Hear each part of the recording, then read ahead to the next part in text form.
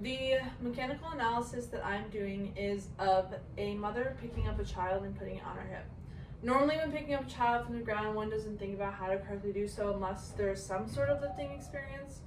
Normally, with improper form, this movement would look like this. The first phase of this movement is the lowering phase. During improper form, you can see rather than the mother initiating from the hips and the knees, they are initiating from movement of a bend at the waist.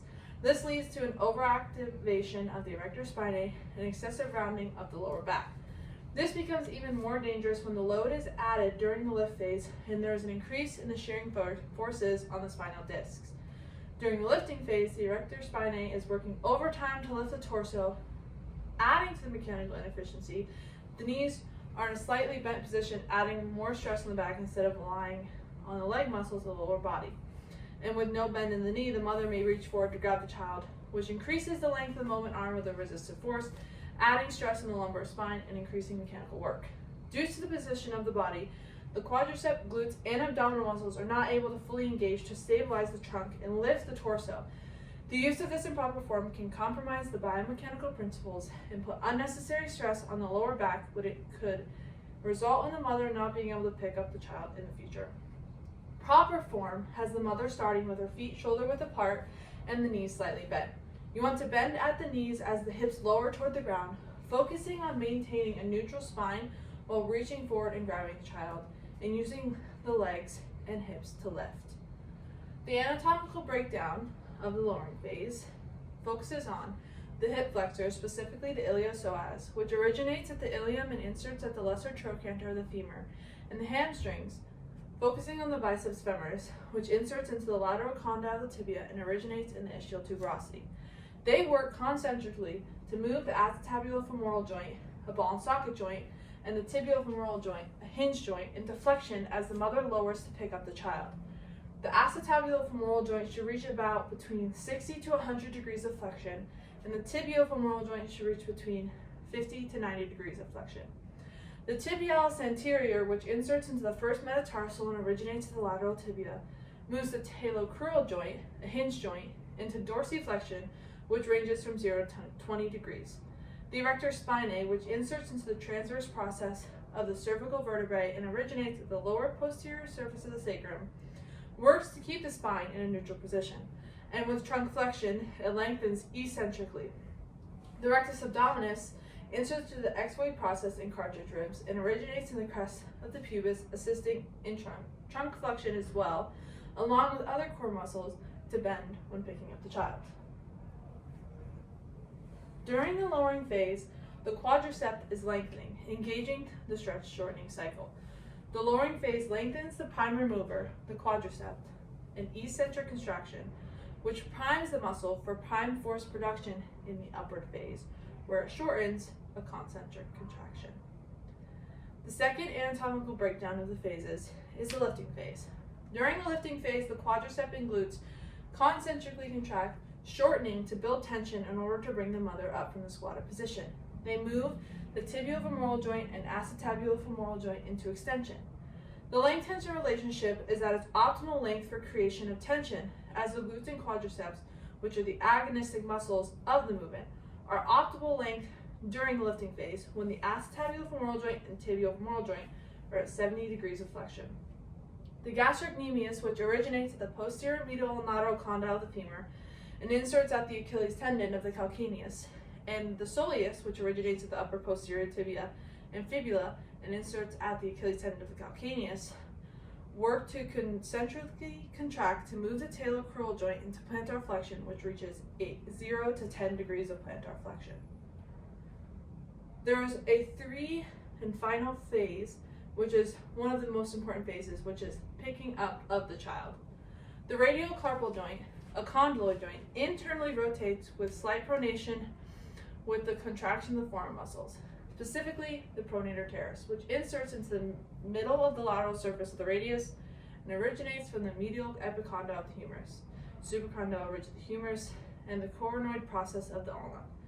When the mother makes contact with the child at the axilla or the armpit, the arms are in a sort of hammer curl position.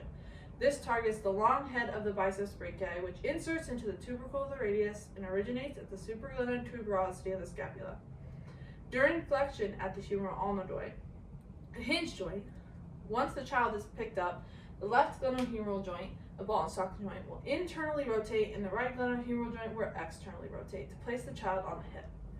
Some of the muscles that work to help the mother keep the child on her hip are the gluteus maximus, which inserts into the iliotibial tract of the lateral condyle of the tibia and originates at the posterior crest of the ilium, helps to extend and stabilize the acetabulo-femoral joint. The internal and external obliques, which insert into the fascia of the rectus abdominis, anterior crest of the ilium, inguinal ligament, pubis, ribs 8 through 12, and the linea alba, originates at the 5 to 12 ribs, the thoracolumbar fascia, iliac crest, and inguinal ligaments. The internal and external obliques are on the sides of the torso and help with trunk stability and lateral flexion.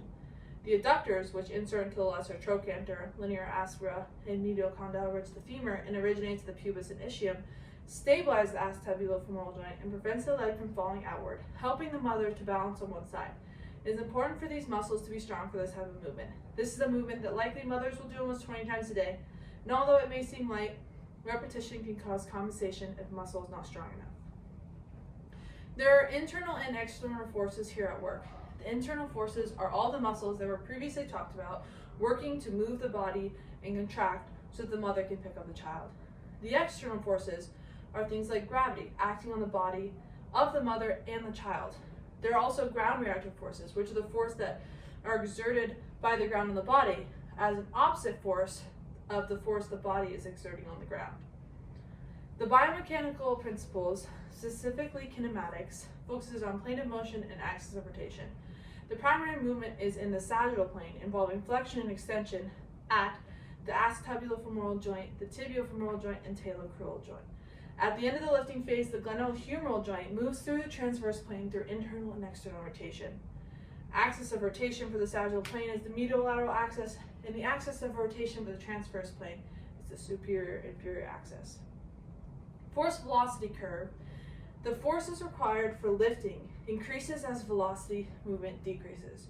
So for this specific movement, the upward motion would be greater force as the moving upward, the weight is added of the child being picked up and velocity decreases. Extensibility is the ability of the muscle to be stretched. During the lowering phase, it is important that the quadriceps are extensible so that they can lengthen adequately. The greater the extensibility of the muscle, the greater the range of motion can be moved through. Elasticity is the ability for the muscle to return to its original length after being stretched or contracted. During the lowering phase, the quadriceps, the prime mover, is stretched, and the elastic components of the muscle and tendon help to rebound and generate force to move into concentric phase. Contractility is the ability to shorten the muscle to produce force. During the lifting phase, the quadriceps and glutes contract to produce the force to return to the starting position. This contraction of the muscle is what allows for the turn back to the starting position. The kinetics of biomechanical principles involve lever, moment, arm, and torque. For levers, the fulcrum is the point where the body rotates. This would be the acetabulo-femoral joint. The effort would be from the legs. Primarily looking at the lifting phase would be the quadriceps as the prime mover. The load is the child. There are two primary levers during a deadlift, which is the movement that she is replicating to pick up the child. We are analyzing it directly. The two primary levers are the hip joint being a first-class lever and the knee joint being a second-class lever. The hip joint lever consists of the femur and the lower leg creating a lever with the hip joint, as the fulcrum and knee joint lever consists of the tibia and foot forming a lever with the knee joint as the fulcrum. The moment arm of the hip joint is the distance between the center of the mass of the lifter's body and the axis of rotation at the hip. The center of mass is 50 centimeters from the hip joint, so the moment arm of the hip is 0.5 meters. The moment arm at the child is the distance of the child to the lifter's body. The moment arm is roughly 0.25 meters.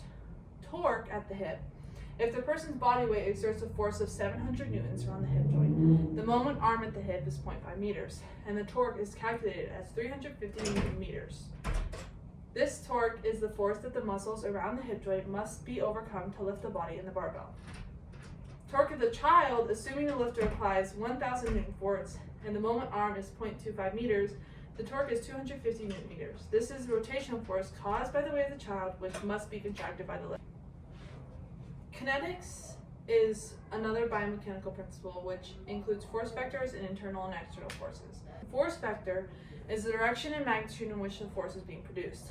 For this movement, the magnitude is how much effort is being put into lifting the child, and the direction of the lifting of the child upwards. The force vector acts primarily through the lower body to minimize the stress in the back. The load is balanced between the arms and the legs. So, application. There are inefficiencies and injury risks with this movement. Poor posture, which can lead to an excessive lumbar rounding, can lead to strain on the lumbar spine. Also, only using the back instead of the legs for lift could lead to lower back injury. Improper range of motion at the talocrural joint can lead to strain on the lower back due to improper squat depth as well. For optimizing the movement efficiency, we can focus on keeping a neutral spine and using the leg muscles for the lift. This will avoid excessive twisting or jerking movements. Recommendations to prevent poor posture, which can lead to lower back strain, is to strengthen the erector spinae and core muscles. Some exercises that we can focus on are deadlifts, focusing on that lower body strength, planks, looking at the core, Pallof press, the picking up of the child, an isometric rotational Pallof press, which will be holding the arms like this and using a resistance band to pull outward. We can analyze how these exercises selected to be applied in practice in different contexts. This can improve motor learning and the performance of the movement and the ability for the mother to continue it day after day. Practicing lifting with proper technique in different contexts. Lifting with other things than a child, like a barbell. This can increase proprioception and motor control.